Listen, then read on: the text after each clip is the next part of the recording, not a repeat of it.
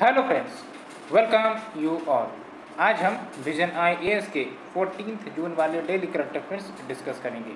Today we are going to discuss the 6 articles and one by one we will start the discussion. And before that, if you haven't subscribed my YouTube channel तो आप subscribe कर सकते हो and अपने friend circles में share कर सकते हो। So friends, let's start the discussion without delaying. The first one is your Shedder confident of fortified rice stocks benefits outweigh harm, ये फूड सेक्रेटरी ने कहा है। बेसिकली बहुत दिनों से एक इशू चल रही थी कि ये जो फोर्टिफाइड राइस डिस्ट्रीब्यूशन किए जाने हैं पब्लिक डिस्ट्रीब्यूशन सिस्टम के अंतर्गत, तो बेसिकली इनकी कुछ नुकसान भी देखने को मिल सकती है। तो उसके ऊपर फिर स्टडी की गई होगी सेंटर के द्वारा and ultimately now they have come to the conclusion that जो बेनिफिट्स निकल कर आएंगे because of the fortified rice distribution it will outweigh the harms. ये सिंपल सा आपका कंटेक्स्ट है। We will discuss more in detail but first let's see the syllabus. When we talk about the syllabus it will be come under issues related to poverty and hunger, इसके अंतर्गत ये आपका आएगा। ठीक है, तो आप देख सकते हो in the second phase of fortified rice distribution government ने एक प्रकार से कम्प्रीहेंसिव अवेयरनेस प्रोग्राम चलाया है across the nation to dispel the myths around the fortified rice. जो मिथ फैल रही थी फोर्टिफाइड राइस को लेकर, तो उसके अगेंस्ट जो कैंपेन गवर्नमेंट ने चलाई है सो दैट जो मिथ्स है उसको डिस्पेल किया जा सके। आपको समझना होगा कि जो फोर्टिफाइड राइस डिस्ट्रीब्यूशन स्कीम है ये अक्टूबर 2021 में स्टार्ट की गई थी। इसके अंतर्गत क्या होगा, फोर्टिफाइड राइस बेनिफिशियरीज को दिए जाने हैं under the integrated child development services and प्रधानमंत्री पोषण शक्ति निर्माण या फिर PM पोषण स्कीम के अंतर्गत ये सब फोर्टिफाइड राइस दिए जाने हैं। आपको पता होगा जब हम फोर्टिफिकेशन की बात करते हैं तो इसका मतलब क्या होता है कि आर्टिफिशियली हम माइक्रो न्यूट्रिएंट्स को इन्हेंस करते हैं पार्टिकुलर प्रोडक्ट्स में। जैसे फॉर एग्जांपल जब हम बात करते हैं राइस फोर्टिफिकेशन की, तो बेसिकली राइस में हम इसेंशियल माइक्रो न्यूट्रिएंट्स को ऐड करते हैं आर्टिफिशियली सो दैट जो न्यूट्रिशनल डिफिशियंसी हमें देखने को मिलती है देश भर में अमंग द पॉपुलेशन उसको दूर किया जा सके। अब राइस को ही क्यों चुना गया था आप लॉजिक लगा सकते हो।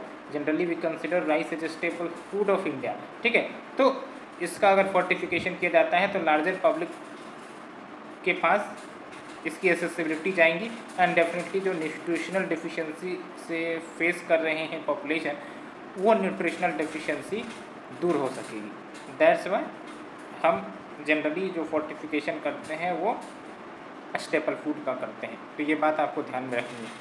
तो फोर्टिफिकेशन के बारे में मैंने आपको बताया भी, फोर्टिफिकेशन इज़ द प्रैक्टिस जहाँ पर हम डेलिब्रेट तरीके से जो कंटेंट है एसेंशियल माइक्रोन्यूट्रिएंट का that is your vitamins minerals, ठीक है, उसको हम बढ़ाते हैं in the food contents. And rice fortification में हम क्या ऐड करते हैं, कौन से माइक्रो न्यूट्रिएंट्स ऐड करते हैं, तो आप यहाँ पर देख सकते हो आयरन है, विटामिन B12 है, फॉलिक एसिड है, ये सब कुछ ऐड किए जाते हैं सो दैट न्यूट्रिशनल बूस्ट हो सके। हमने टॉपिक क्या लिया था, issues related to the poverty and hunger. ठीक है, और एक सबसे बड़ी कमी ये भी है हमारे देश में कि जो न्यूट्रिशनल डिफिशियंसी है वो काफ़ी ज़्यादा है, जिसके कारण स्टंटिंग वेस्टिंग के केसेस हमें देखने को मिलते हैं। ये आपने पढ़ा भी होगा। ठीक है, तो ये सब न्यूट्रिशन की डिफिशियंसी के कारण होता है, तो उनको दूर करने के लिए हम ये सब स्टेप ले रहे हैं। ठीक है, तो क्या क्या बेनिफिट हो सकते हैं, तो पहली बात तो जो माल न्यूट्रिशन की समस्या है उसको कम्बैट कर सकते हैं हम, as well as anaemia. Anaemia यानी कि यूँ कह सकते हो कि आयरन की कमी के कारण अनीमिया होता है। ठीक है, तो उसको हम कोस्ट इफेक्टिव मैनर में डील कर सकते हैं बिकॉज ये जो माल न्यूट्रिशन के कारण भारत को काफ़ी ज़्यादा नुकसान होता है। कैसे नुकसान होता है, तो आपको पता है ना, किसी भी व्यक्ति में अगर प्रॉपर न्यूट्रिशन नहीं होगी तो फिर प्रोडक्टिविटी नहीं आ पाएगी, इलनेस रहेगा, डेथ हो सकता है। तो इन सब के कारण जो ह्यूमन रिसोर्सेस है वो कहीं ना कहीं काफ़ी ज़्यादा प्रभावित होते हैं। एंड ह्यूमन रिसोर्सेज का निगेटिव तरीके से प्रभावित होना यानी कि देश की इकोनॉमी है ना, देश का हेल्थ, देश की मजबूती, इन सब पर असर पड़ता है। ये तो आपको पता होगा because human resource is the backbone of any country and अगर ह्यूमन रिसोर्स आपका मजबूत नहीं रहेगा तो जो कंट्री का प्रोग्रेस है ना, वो कहीं ना कहीं असर हो सकता है। तो माल न्यूट्रिशन के कारण भारत को लगभग, यहाँ पर ये डाटा आपको याद रखना है, कहीं पर भी आप यूज कर सकते हो कि माल न्यूट्रिशन के कारण भारत को एटलीस्ट 77,000 करोड़ का एनुअल लॉस होता है in terms of lost productivity, illness and death. ठीक है, ये ध्यान रखनी है आपको। You can use in the means, ऐसा नहीं कि ये प्रीलिम्स में आएगा, बट मीन्स में आप अच्छे से यूज कर सकते हो, काफ़ी अच्छा पॉइंट है। और जब हम बात करते हैं फोर्टिफाइड राइस की, it will help in preventing the cretinism, goitre, ये सब कुछ डिजीज़ के नाम है। ठीक है, cretinism, goitre, thyrotoxicosis, brain damage and also improve the foetal and neonatal health. और वोमेन में आपको पता है ना, अनीमिया के केसेस ज़्यादा देखने को मिलते हैं। एंड आप यहाँ पर देखो, as per the recent report, जो पीपल हैं having the disease like thalassemia, sickle cell anaemia and malaria, ठीक है, खासकर ये सब जो डिजीज जिसकी बात मैंने अभी की, इसका हाइयर प्रेवलेंस है ट्राइबल रीजन में।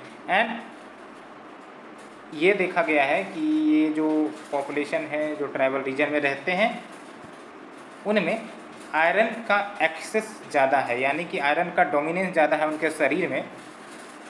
तो इसीलिए इश्यू चल रही थी कि बिकॉज इन ट्राइबल पॉपुलेशन में आयरन का कंटेंट ज़्यादा है, और अगर हम फोर्टिफाइड राइस प्रोवाइड करते हैं जिसमें आपका आयरन कंटेंट होता है, तो it will harm the health of these tribal people. और जबकि अगर हम बात करें टीबी पेशेंट की, तो टीबी पेशेंट जो है, आप यहाँ पर देख लो, आयरन को एब्जॉर्ब नहीं कर पाते, तो दैट्स वाई कुछ कंसर्न निकल कर आए थे। ठीक है, यहाँ पर आप देख लो, consumption of iron fortified foods by them it can lead to the reduced immunity and dysfunctionality of organs. That's why ये कंसर्न न्यूज में आई थी। उसके बाद बेसिकली ये सब एनालिसिस सेंटर ने किया है और आपके सामने ये बातें कही हैं। अब हम बात करते हैं राइस फोर्टिफिकेशन इन इंडिया। यहाँ पर देखो, भारत में राइस को फोर्टिफाई किया जाता है कौन से टेक्निक के माध्यम से? एक्सट्रूजन टेक्नोलॉजी के माध्यम से, जिसके तहत जो मिल्ड राइस है उसको पल्वराइज किया जाता है। पल्वराइज यानी कि छोटे छोटे टुकड़े में तोड़ा जाता है, और उसके बाद प्री मिक्स आइटम्स जिसमें vitamin and minerals already contain रहते हैं, उस पल्वराइज्ड राइस के साथ मिक्स कर दिया जाता है। ठीक है, एंड उसके बाद फोर्टिफाइड राइस कर्नल्स प्रोड्यूस किए जाते हैं from this mixture using an extruder machine. और जो आपका फोर्टिफाइड राइस कर्नल्स है ना, उसको ऐड किया जाता है ट्रेडिशनल राइस में। कितने रेशियो में? आप देख सकते हैं 1:50 से लेकर 1:200 तक, जिसके कारण आपको जो फोर्टिफाइड राइस है ना, वो नियरली आइडेंटिकल दिखेंगे ट्रेडिशनल राइस के कंपैरिजन में, चाहे वो टेस्ट की बात करें, टेक्सचर की बात करें, अरोमा की बात करें, बिकॉज रेशियो आप देख सकते हो कितना कम है with respect to the traditional rice. 1:50 से वेरी कर सकता है 1:200। तो होप ये आपको फोर्टिफाइड राइस का जो डिटेल्ड आर्टिकल है वो समझ में आ गया होगा। Let's move to the second article. ठीक है, Ministry of Information and Broadcasting asked print, digital and electronic media to refrain from ads या एडवर्टाइजमेंट्स प्रमोटिंग ऑनलाइन बैटिंग। यानी कि वैसे एडवर्टाइजमेंट जो ऑनलाइन बैटिंग को प्रमोट करते हैं, है ना, तो जो हमारे प्रिंट, डिजिटल या इलेक्ट्रॉनिक मीडिया है ना, उन एडवर्टाइजमेंट को पोस्ट पब्लिश करने से बचे। एक प्रकार से कहने का मतलब ये है कि जो ऑनलाइन बैटिंग है ना, ये काफ़ी ज़्यादा आकर्षित करती है पॉपुलेशन को। बैटिंग मतलब सट्टेबाजी कहते हैं, है ना, कि किसी चीज़ में पैसे लगा रहे हैं विथ ए रिस्क, तो ये काफ़ी ज़्यादा अट्रैक्टिव लगते हैं। दैट्स वाई पीपल इन्वेस्ट करना चाहते हैं, है ना, अपनी किस्मत आजमाना चाहते हैं। लेकिन आपको पता है कि ये जो ऑनलाइन बैटिंग सब होते हैं ना, इनके जो एल्गोरिथम होते हैं इस प्रकार से अरेंज किए जाते हैं कि अल्टीमेटली जो नुकसान है वो ज़्यादा होने के चांसेस रहते हैं रेदर द बेनिफिट, जिसके कारण जो फाइनेंशियल लॉस लोगों में देखने को मिल सकता है। ऑलरेडी इंडिया में काफ़ी जो इनकम लेवल है वो कम है, और ऐसे में लोग अगर ऑनलाइन बेटिंग की तरफ आगे बढ़ते हैं तो फिर फाइनेंशियल लॉस हो सकता है, उनके कारण उनकी लाइवलीहुड पर असर पड़ सकता है। तो बहुत सारी बातें हैं, इसीलिए कहीं ना कहीं जो ऑनलाइन बेटिंग है ना, वो काफ़ी ज़्यादा रिस्कियर हो जाता है। तो मिनिस्ट्री ने मेंशन किया है कि एड्स यानी कि एडवर्टाइजमेंट ऑफ ऑनलाइन बेटिंग ये मिसलीडिंग होती हैं and it does not appear to be in a strict conformity, यानी कि रूल्स एंड रेगुलेशन का भी पालन नहीं करती है with respect to the consumer protection act 2019 as well as advertising code under the Cable Television Networks Regulation Act 1995 as well as advertisement norms under the norms of journalistic conduct laid down by the Press Council of India। तो ये सब बातें कही गई हैं। अगर हम बात करें क्या कुछ रेगुलेशन है ऑनलाइन गेमिंग का भारत में, तो पहली बात तो ये है जो आपको ध्यान में भी रखना है कि जो बैटिंग एंड गैम्बलिंग है वो आपका स्टेट का सब्जेक्ट है, यानी कि लिस्ट 2 ऑफ द 7 शेड्यूल में इसको मेंशन किया गया है दैट गिव्स द स्टेट, ये ध्यान रखना है, that gives the state exclusive power over their regulation. ठीक है, ये ध्यान रखनी है। एंड ये भी ध्यान रखना है आपको कि एवरी स्टेट इन इंडिया, सिर्फ गोवा को छोड़ दो, सिक्किम और दमन को छोड़ दो, तो एक्सप्लिसिटली प्रोहिबिट करते हैं any sort of gambling and betting. तो gambling and betting majority of the state में बेसिकली प्रोहिबिटेड है except in some states like Goa, Sikkim, Daman. ठीक है, लेकिन जो रेगुलेशन है ऑनलाइन बैटिंग एंड गैम्बलिंग का, ये आपका ग्रे जोन में लाई करता है। और सिक्किम पहला राज्य था to legalise and Telangana was the first one to ban the online betting and gambling. ठीक है, ये ध्यान रखना है। एंड रिसेंटली सेंटर ने भी एक कमेटी गठित की है to regulate the online gaming and to identify a ministry कि कौन सी मिनिस्ट्री इस ऑनलाइन गेमिंग के मैटर को डील करेगी, देखेगी। बिकॉज आजकल आप देख रहे होगे कि ऑनलाइन गेमिंग की जो परंपरा प्रतिष्ठा सब जो है ना, वो जो डायलॉग है परंपरा प्रतिष्ठा प्रशासन जो भी है, आजकल खूब ज़्यादा देखने को मिल रहा है। ऑनलाइन गेमिंग एक प्रकार से यूँ कहो कि धड़ल्ले से जो चिल्ड्रन है, एडल्ट्स है, उनके लाइफ में आते हुए दिख रही है और ये काफ़ी ज़्यादा अट्रैक्ट करती है। सबसे बड़ी बात ये है कि इट लुक्स वेरी लिक्रेटिव, अट्रैक्टिव लगती है। दैट्स वाई जो पीपल हैं, चिल्ड्रन हैं, वो इसमें अट्रैक्ट हो जाते हैं and this is not a good thing.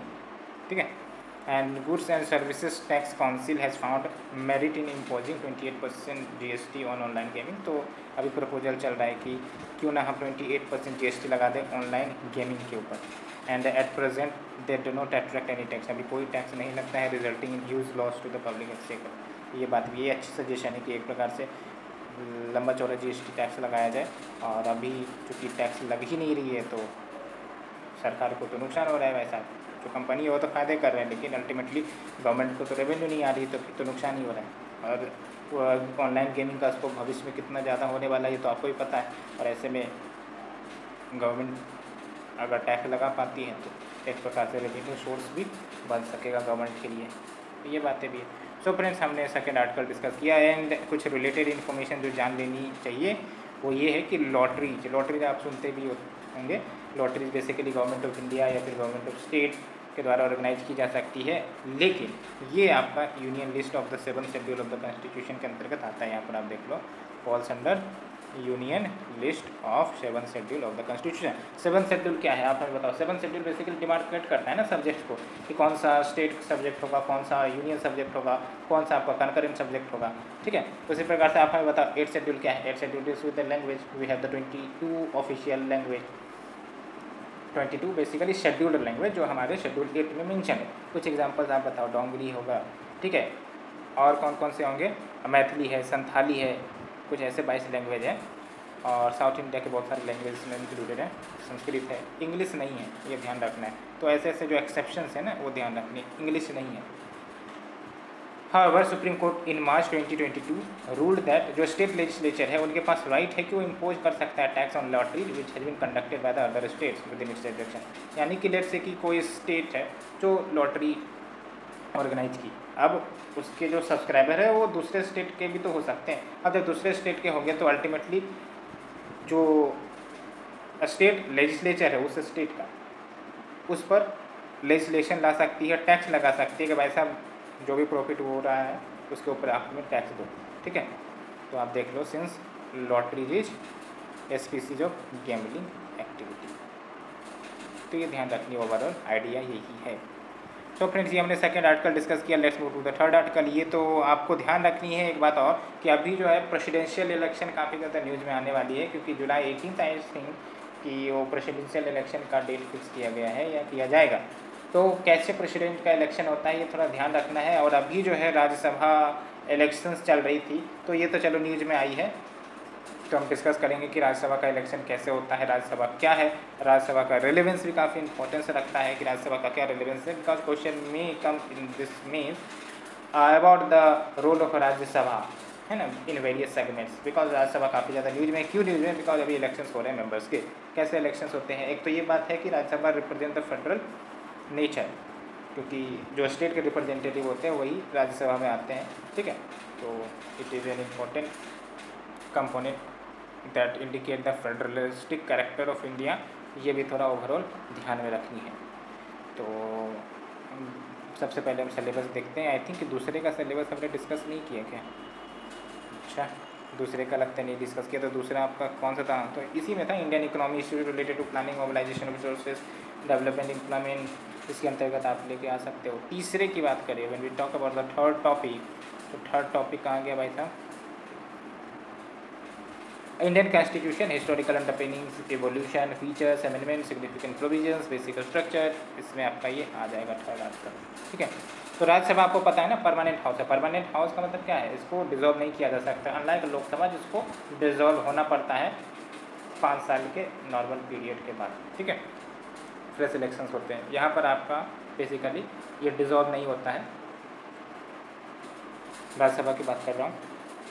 तो जो मैक्सिमम स्ट्रेंथ है राज्यसभा का, आप हमें बताओ, 250 फिक्स किया गया है, लेकिन अभी प्रेजेंट स्ट्रेंथ कितना है? 245, और उसके तहत अभी जो 238 है, यानी कि जो 238 प्रेजेंटली 233 वो रिप्रेजेंटेटिव है स्टेट्स एंड यूटीज के, and 12 are nominated by the president. तो आपको पता होगा ना कि जो 12 मेंबर्स हैं राज्यसभा में वो प्रेसिडेंट के द्वारा नॉमिनेट किए जाते हैं, और जो आपका 238 है वो आपका स्टेट एंड यूटी का रिप्रेजेंटेटिव होगा। तो 238 में अगर हम 12 जोड़ देते हैं तो कितना आएगा?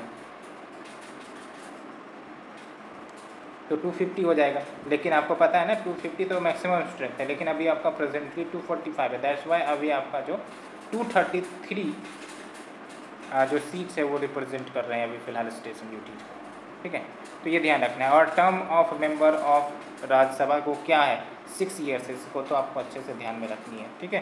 एंड राज्यसभा का इलेक्शन कैसे होता है?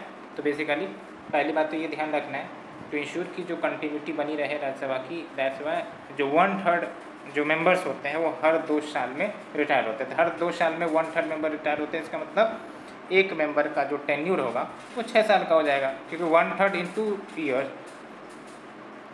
तो इसका मतलब 2/3 इन 4 ईयर्स, तो 3/3 इन 6 ईयर्स। तो दैट्स वाई आपका जो टेन्यूर मेंबर की हो जाती है वो 6 ईयर की हो जाती है। एंड जो रिप्रेजेंटेटिव है स्टेट्स के इन द राज्यसभा वो इलेक्ट किए जाते हैं बाय, ये ध्यान रखना है, ये सब छोटी छोटी चीज़ें, इलेक्टेड मेंबर्स, ये ध्यान रखना है, by elected members of state legislative assembly. इसको तो रट ही लो, यहाँ से क्वेश्चन बार पूछे जाते हैं प्रीलिम्स में, ठीक है।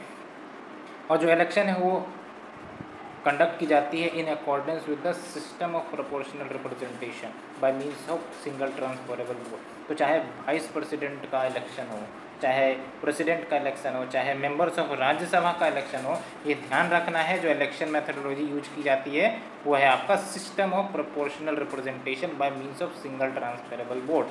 अनलाइक जो लोकसभा के मेंबर चुने जाते हैं first past the post system होता है, जिसमें एक कैंडिडेट अगर दूसरे कैंडिडेट से एक भी वोट आगे ले आता है तो वो जीत जाता है, वो है आपका first past the post system. और system of proportional representation relatively different होती है, तो ये ध्यान रखना है। थोड़ा सा कंपैरिजन आपको ध्यान में रखना होगा फॉर द मीन्स पर्सपेक्टिव कि system of proportional representation versus first past the post system, इन दोनों में क्या अंतर है, ठीक है।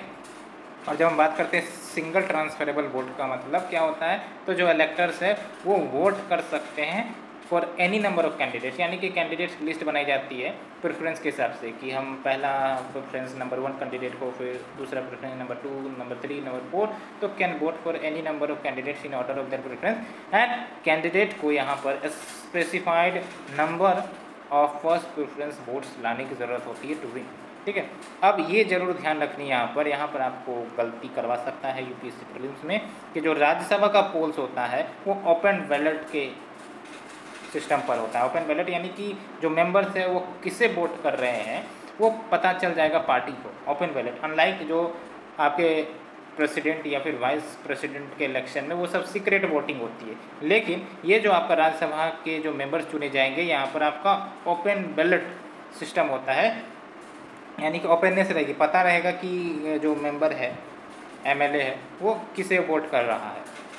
ठीक है, तो that's why cross voting check करने के लिए, क्रॉस वोटिंग का मतलब क्या होता है कि भाई साहब कोई पार्टी है उसने बोला कि भाई साहब इस कैंडिडेट को वोट करना है, तो जो एमएलए है क्या उसने उससे वोट किया या नहीं किया, तो इससे हम क्रॉस वोटिंग कहते हैं, चेक करना। तो चेक द क्रॉस वोटिंग, जो पार्टी एमएलए है वो अपने मार्क्ड बैलेट्स को पार्टी के एक ऑथोराइज्ड एजेंट को दिखाएगा, है ना, दिखाने के बाद जाके वो बैलेट बॉक्स में डालेगा।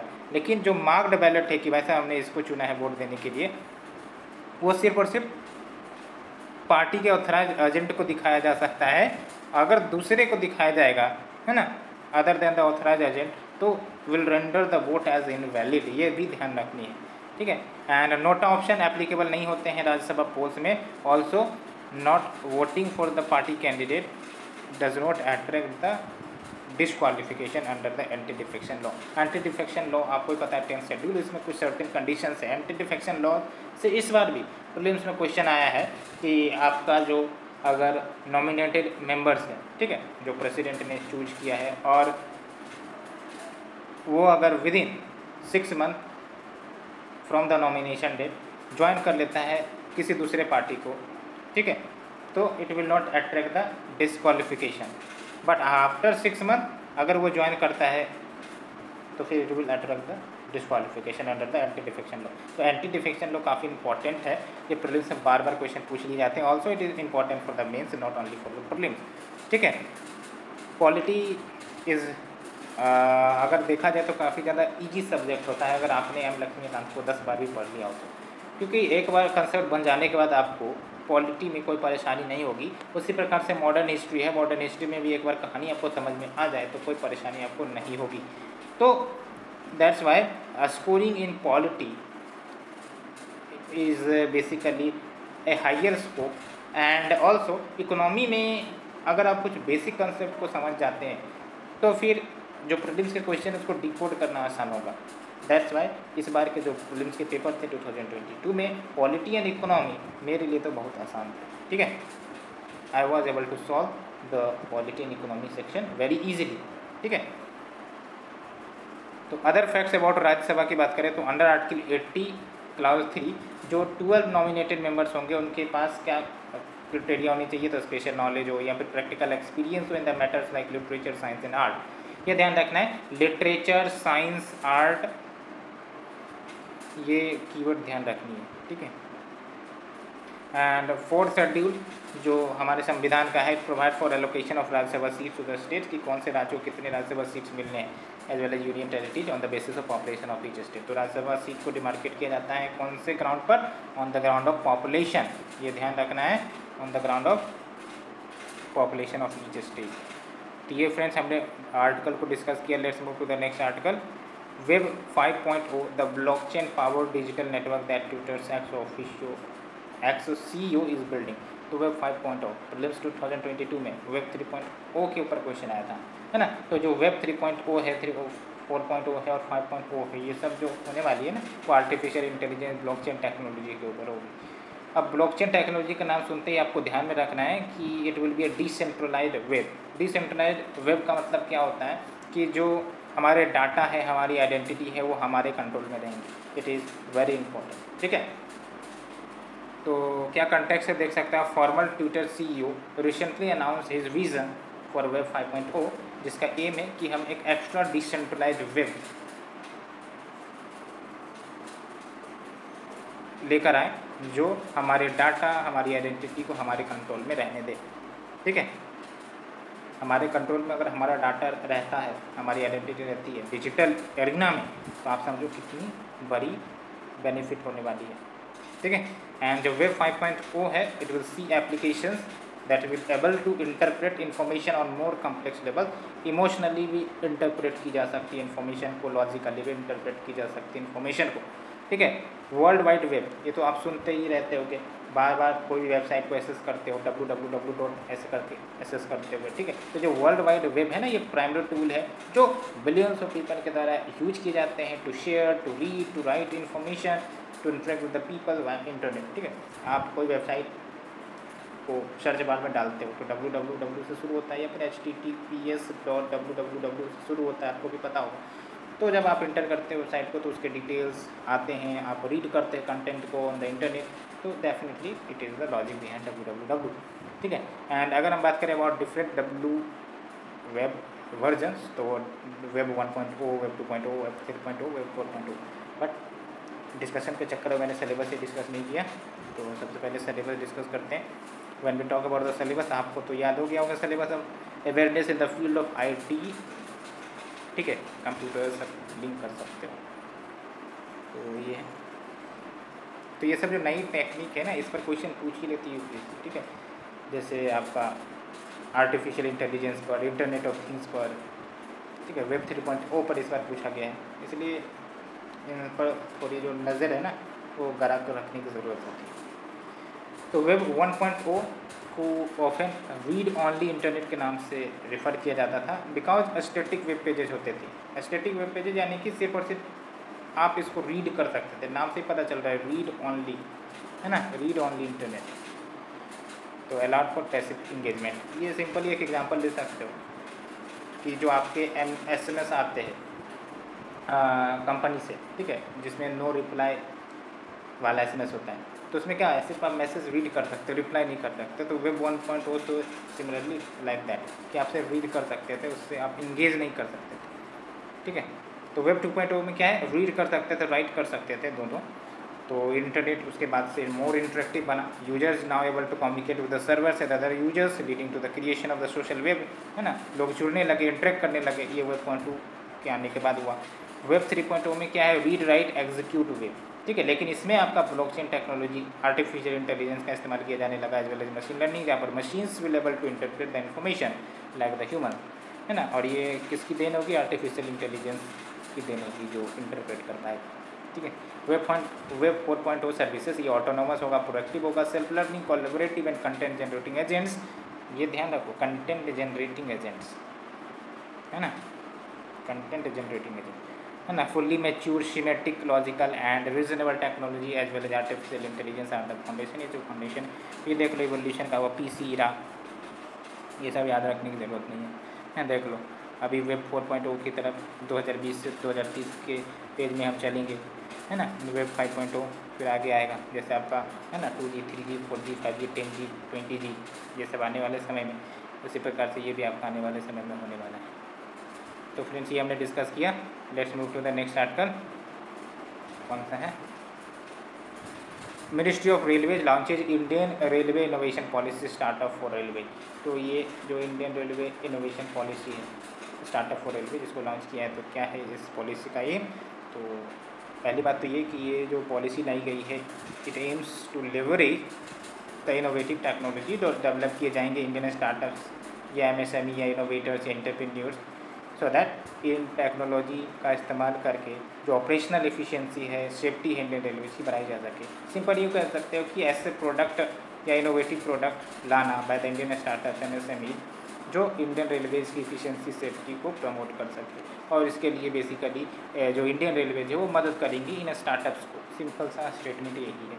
तो सैलेंट फीचर्स क्या है इंडियन रेलवे इनोवेशन पॉलिसी का, बट फिर हम सिलेबस देखना भूल जाएंगे, इसलिए सिलेबस हम देख लेते हैं। Article number 5 deals with the infrastructure railways, आप यहाँ पर देखो, ठीक है। तो पहली बात तो ये देख लो कि 1.5 करोड़ रुपये तक का ग्रांट दिया जा सकता है to the innovators on equal sharing basis. साथ ही साथ complete process like the selection of the startup, कौन से स्टार्टअप को सेलेक्ट करना है, ठीक है, वो ऑनलाइन होगा with defined timeline, so that transparent and objective रहे हमारा जो सिस्टम है ऑफ सिलेक्शन। साथ ही साथ जो ट्रायल्स होगा प्रोटोटाइप्स का, प्रोटोटाइप यानी कि जो डिवाइसेस बेसिकली स्टार्टअप के द्वारा लाई जाएंगी, बनाई जाएंगी, उनका जो ट्रायल्स होगा वो रेलवे में किया जाएगा। एंड अगर जो ट्रायल है या प्रोटोटाइप है वो सक्सेसफुल परफॉर्मेंस देता है तो फंडिंग को और बढ़ाया जाएगा to scale up the deployment in the required railway. And साथ ही साथ develop intellectual property rights will remain with innovators only. जो IPR राइट्स हैं वो इनोवेटर्स के पास ही रहेंगे। तो सिग्निफिकेंस क्या है भाई साहब इनोवेशन इन रेलवेज का? सिग्निफिकेंस तो बहुत सारी है। कैसे सिग्निफिकेंस है? क्योंकि आपको ही पता है कि हमारे रेलवे की क्या कमियाँ हैं। तो आप नॉर्मली ट्रेन में अगर सफ़र करते होगे तो आपको सारी कमियाँ नज़र आ जाती होंगी, क्या कमियाँ हैं, ठीक है। तो इसमें तो बताने की ज़रूरत नहीं है, तो आप लिख सकते हो। हालांकि कुछ डाटा आप देख लो, 4th लार्जेस्ट रेलवे नेटवर्क है इन द वर्ल्ड। साथ ही साथ लगभग moving almost to 23 million people and nearly 3.8 million tons of freight every day. समझ रहे हो, एक दिन में लगभग 2.3 करोड़ पीपल इधर उधर मूव करते हैं बाय द रेलवे। तो ये काफ़ी इम्पोर्टेंट मोड ऑफ ट्रांसपोर्टेशन है, ये बताता है। 2.3 करोड़ बहुत ही बड़ा नंबर है ना। लेकिन क्या कुछ कंस्ट्रेंट है, देख लो। Congested network with over stretch infrastructure. Congested network के कारण ही आपका जो ट्रेन है बीच बीच में रुक जाता है, शंटिंग हो जाती है, 4-5 घंटे एक बैग रुक जाती है, ठीक है, टू पास अनदर ट्रेन। तो ये सब कुछ दिक्कतें हैं। साथ ही साथ high operating ratio with low internal revenue generation. Operating ratio यानी कि ऑपरेट करने का खर्चा ज़्यादा है और रेवेन्यू जनरेशन कम है। क्यों? बहुत सारे जो लोग होते हैं वो टिकट नहीं कटाते, तो इससे रेवेन्यू जनरेशन नहीं हो पाती है, ठीक है। ये सब भी बातें। Safety and quality of service issue भी आती है, टेक्निकल इश्यूज भी आ सकती है, ठीक है। एंड जो कनेक्शन है between startups and railway, it will help कि इन कुछ चैलेंजेस को ओवरकम किया जा सकता है। कैसे? तो R&D प्रमोट करके modernisation of the rail network and encouraging the entrepreneurship and innovation. तो साथ ही साथ इंडस्ट्री को भी तो बेनिफिट मिलेगा ना, कि वो भी कहीं ना कहीं ग्रो करेंगी, है ना, रेलवेज के प्रोडक्ट्स की डिमांड को बढ़ाएंगी, ठीक है। तो it will also important for the industrial sector also which are engaged in these sector. So friends, ये हमने डिस्कस किया। Let's move to the last article. Zoo can now be set up in forest. तो zoo को, यानी कि जो जू है, जू मतलब आपको पता है ना, उसको सेटअप किया जा सकता है फॉरेस्ट में भी। ये आपका green note ministry of environment की तरफ से आ गया है। But before this we should look at the syllabus. Conservation, environmental pollution and degradation, इसके अंतर्गत ये कवर होगा। तो ये आप देख लो, जो ministry of environment, forest and climate change है, इन्होंने अप्रूव कर दिया है the consideration of central zoo authority. Basically central zoo authority ने ही ये कंसिडरेशन या प्रपोजल डाला था कि भाई साहब आप इस पर एक प्रकार से अप्रूवल दीजिए कि जो जू है उसको हम फॉरेस्ट लैंड में सेटअप कर सकते हैं एज ए फॉरेस्ट्री एक्टिविटी, है ना, under the forest conservation act 1980।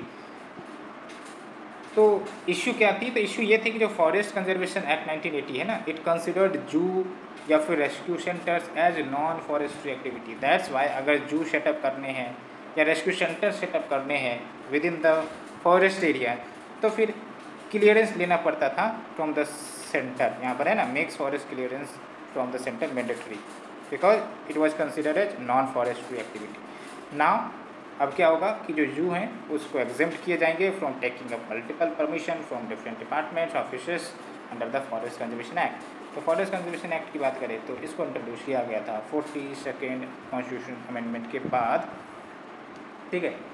और उसके बाद हुआ क्या था, जो आपका फॉरेस्ट सब्जेक्ट है ना, पहले स्टेट लिस्ट में हुआ करता था। ये जो 42nd CA हुआ था, इसमें 5 सब्जेक्ट ऐसे थे जो स्टेट से कंकरेंट में लाया गया था। एक तो आपका फॉरेस्ट है, एक आपका वेट एंड मीजर्स था, एक आपका एजुकेशन था, और एक आपका क्या था वो आप हमें बताओ, हमें तो याद नहीं आ रही, लेकिन 5 सब्जेक्ट थे, ठीक है। तो स्टेट से कंकरेंट में डाल दिया गया था। ऑब्जेक्टिव क्या था कि जो डिफॉरेस्टेशन की समस्या बढ़ती जा रही है उसको एड्रेस किया जाए एंड नेसेसरी किया जाए स्टेट्स के लिए कि वो सेंटर का परमिशन ले for using forest land for non forestry purpose. And साथ ही साथ फॉरेस्ट एडवाइजरी कमेटी भी सेटअप की गई थी टू रिकमेंड सर्च रिक्लासिफिकेशन।